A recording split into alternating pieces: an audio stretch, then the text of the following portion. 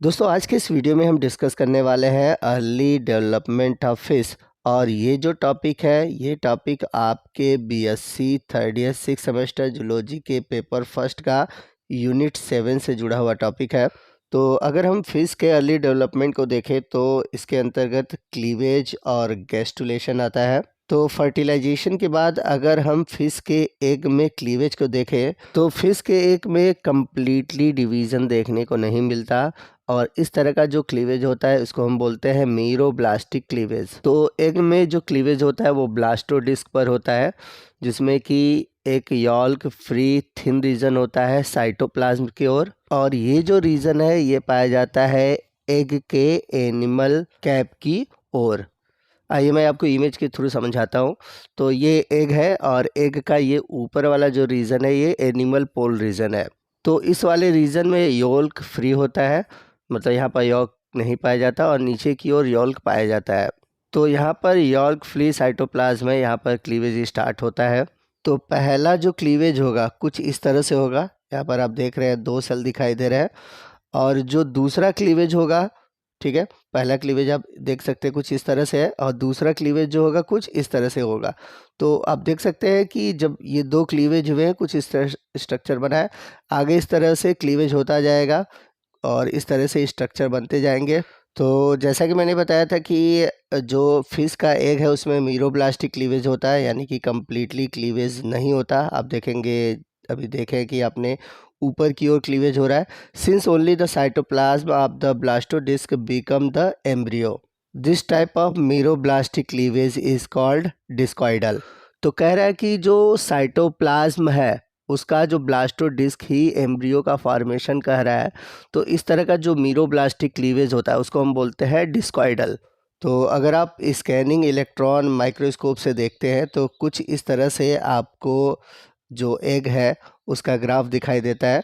और जैसा कि मैंने बताया था कि ऊपर वाले रीजन पर जो एनिमल पोल है वहाँ पर डिवीज़न होता है और ये डिस्कॉइडल टाइप का होता है, मतलब मीरोब्लास्ट का जो डिस्कॉइडल टाइप है उस टाइप का क्लीवेज होता है। The calcium wave initiated at fertilisation stimulate the contraction of the actin cytoskeleton to squeeze non yolk cytoplasm into animal pole of the egg. कहने का मतलब ये है कि जब फर्टिलाइजेशन होता है, फर्टिलाइजेशन के तुरंत बाद ही एक्टिन साइटोस्केलेटन जो होता है ये कॉन्ट्रैक्ट करता है, जिसकी वजह से जो नॉन यॉल्की साइटोप्लाज्म है एनिमल पोल की रीजन की ओर उसका फॉर्मेशन हो जाता है। यानी कि फर्टिलाइजेशन के तुरंत बाद ही एनिमल पोल और वेजाइटल पोल का फॉर्मेशन होता है।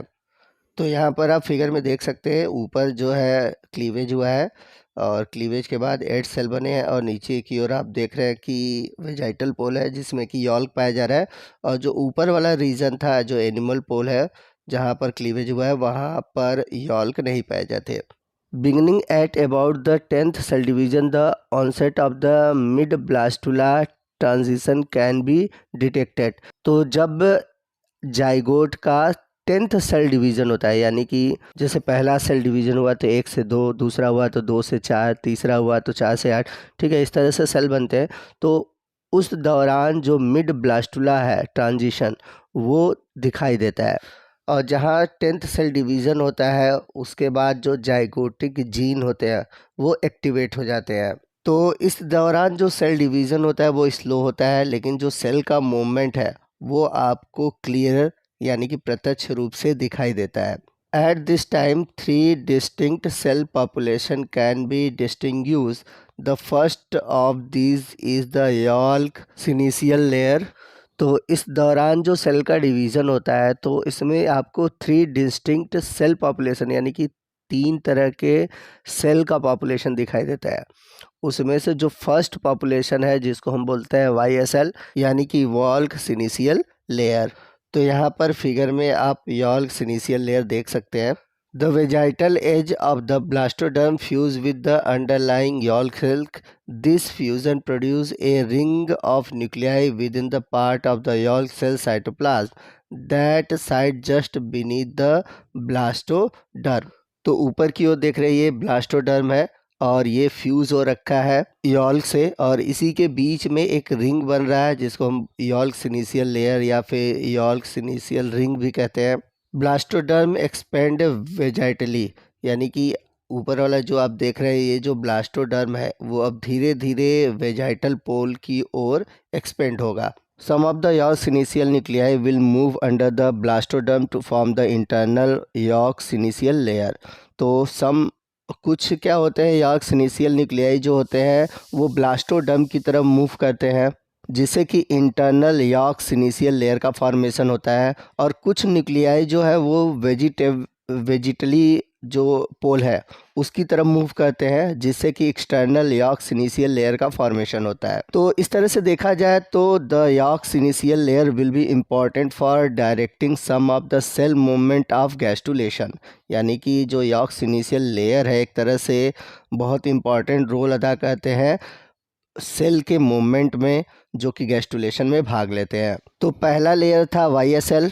वहीं अगर हम बात करें सेकेंड सेल पॉपुलेशन की, जो कि मिड वास्कुलर ट्रांजिशन में भाग लेता है, वो होता है enveloping layer. It is made up of the most superficial cell of the blastoderm which form an epithelial sheet in a single cell layer thick. तो ये जो एनवलप लेयर होती है ये एक बहुत ही सुपरफिशियल सेल होती है ब्लास्टोडर्म की, जो कि आगे चलकर एपिथेलियल सेल या फिर कह सकते हैं एक सिंगल लेयर थिक स्ट्रक्चर बनाती है, जो कि एक तरह से पेरिडर्म का काम करती है और एक्स्ट्रा एम्ब्रियोनी प्रोटेक्टिव कवर का भी फॉर्मेशन करती है ड्यूरिंग द डेवलपमेंट। तो यहाँ पर आप देख सकते हैं जो ब्लास्टोडर्म है इसकी जो सबसे बाहरी ऊपरी कवर है जो कि ईवीएल है, यानी कि इन्वेलपिंग लेयर है, जो कि एक बाहरी लेयर बनाती है। इसके बीच में डीप सेल है यानी कि ब्लास्टोडर्म है, फिर नीचे की ओर इंटरनल यॉल्क सिनिशियल लेयर है और उसके नीचे है यॉल्क सिनिशियल न्यूक्लियाई। तो जैसा कि मैंने बताया था कि ब्लास्टोडर्म के कुछ सेल जो होते हैं वो नीचे की ओर जाते हैं, जो कि बनाते हैं एक्सटर्नल यॉल्क सिनिशियल लेयर। तो यदि इनके आप फेट मैपिंग को देखेंगे तो अलग अलग लेयर कौन कौन से पार्ट बनाते हैं, जैसा कि आप ऊपर वाला लेयर देख सकते हैं जो एनिमल पोल है, वहाँ पर आपको स्पाइनल कॉर्ड, न्यूरल कॉर्ड जो कि इक्टोडर्म वाला रीजन है। वहीं मीजोडर्म वाले रीजन में आप देखेंगे हार्ट है, मसल्स है, फिर ब्लड फिन्स है, ये सभी बनते हैं। वहीं इंडोडर्म वाले लेयर में आपको इंटेस्टाइन, लीवर, फेरिंग्स, ठीक, ये सभी देखने को मिलते हैं। तो दो लेयर के बारे में तो हमने जान लिया, तीसरा लेयर क्या है तो आप देख सकते हैं between the EVL and YSL there are a deep cell. तो ईवीएल और YSL के बीच में आप देख सकते हैं ये डीप सेल है। These are the cell that give rise to embryo proper. तो यही ऐसे सेल होते हैं जो कि एम्ब्रियो के जो पार्ट होते हैं, यानी कि कह सकते हैं ऑर्गन के जो पार्ट है सभी का फॉर्मेशन करते हैं। अब चलते हैं गैस्टुलेशन की ओर। The first cell movement of fish gastrulation is the epiboly of the blastoderm cell over the yolk. Blastoderm cell move over the surface of the yolk to envelop its completely। तो जो हमने figure देखा था तो इसमें जो यॉल्क है वो कम्प्लीटली इसको कवर करेंगे, यानी कि एपीबोली मूवमेंट होगा। This movement is not due to the active crawling of the blastoderm, however rather the movement is provided by the autonomously expanding YSL within the animal pole yolk cytoplasm. यानी कि जो blastoderm का movement होता है खुद अपने से नहीं होता, ये जो मूवमेंट होता है ये अपने आप होता है YSL के एक्सपेंड होने के कारण। तो जो YSL है वो एक्सपेंड होकर चला जाता है एनिमल पोल के साइटोप्लाज्म में। The EVL is tightly jointed to the YSL and dragged along with it. When this is done, the EVL and deep cell spring back to the top of the yolk। तो यहाँ पर आप देख सकते हैं यॉल्क का जो मूवमेंट है वो ब्लास्टोडर्म की तरफ से नहीं आ रहा है, वो खुद यॉल्क की तरफ से हो रहा है। तो यहाँ पर आप देख सकते हो कि यॉल्क पूरी तरह से कवर कर लिया हुआ है, ठीक है, और जो ब्लास्टोडर्म है वो इसके चारों तरफ यानी कि यॉल्क के चारों तरफ कवर किए हुए हैं। तो एक तरह से जो यॉल्क है पूरी तरह से फैला हुआ है। तो गैस्टुलेशन का प्रोसेस चल रहा है तो जाहिर सी बात है फॉर्मेशन होगा जर्म लेयर का। तो जो डीप सेल था उसका जो ऊपरी लेयर है वो है एपीब्लास्ट और उसके नीचे की ओर है हाइपोब्लास्ट। तो जिधर आप देखेंगे हाइपोब्लास्ट और एपीब्लास्ट बनता है तो उधर वाला जो रीजन होता है वो डार्सल होता है, ठीक है, और उसी के अपोजिट जो होता है वो होता है वेंट्रल। यहाँ पर आप फिगर में देख सकते हैं ये आपको डॉर्सल वाला पार्ट दिखाई देगा और इधर की तरफ आपको वेंट्रल वाला पार्ट दिखाई देगा। The hypoblast cell of the embryonic cell coverage and extend internally, eventually narrowing along the dorsal midline of the hypoblast. This movement form the cord mesoderm, which is the precursor of the notochord. तो जो hypoblast cell है वो क्या करती हैं कि embryonic cell में जाकर मिल जाती हैं और आगे की ओर फैलती है और अंततः क्या होता है कि हाइपोब्लास्ट की जो मिड लाइन है यानी कि मध्य रेखा है उसके साथ सक्रिय हो जाती है और इस प्रकार से मूवमेंट होता है और फॉर्मेशन होता है कॉर्ड मीजोडर्म का और यही कॉर्ड मीजोडर्म आगे चलकर नोटोकॉर्ड का फॉर्मेशन करती है। The cell adjacent to the cord mesoderm, the paraxial mesoderm cell are the precursor of the mesodermal somites. तो जो कॉर्ड मीजोडर्म की समीप की कोशिकाएं हैं और जो पैरेक्सियल मीजोडर्म की कोशिकाएं हैं ये दोनों ही मीजोडर्मल सोमिट्स के लिए पूर्ववर्ती होती हैं यानी कि मीजोडर्मल सोमिट्स के फॉर्मेशन में भाग लेती हैं। और एपीब्लास्ट क्या कहता है कि फॉर्मेशन करता है न्यूरल सेल का और जो डॉर्सल मिड लाइन है वो फॉर्मेशन करता है न्यूरल किल का और बाकी बचा हुआ जो एपीब्लास्ट है वो फॉर्मेशन करता है फिश के स्किन का। तो यहाँ पर आपको बहुत डिटेल में जाने की ज़रूरत नहीं है, मैंने जितने भी टॉपिक आपको बताया है उतने ही टॉपिक आपको लिखने हैं क्योंकि बीएससी के पॉइंट ऑफ व्यू से देखा जाए तो मैंने जितने भी टॉपिक आपको बताए हुए हैं वो इनफ है, आप एग्ज़ाम में लिख सकते हैं और आपके अच्छे नंबर आएंगे।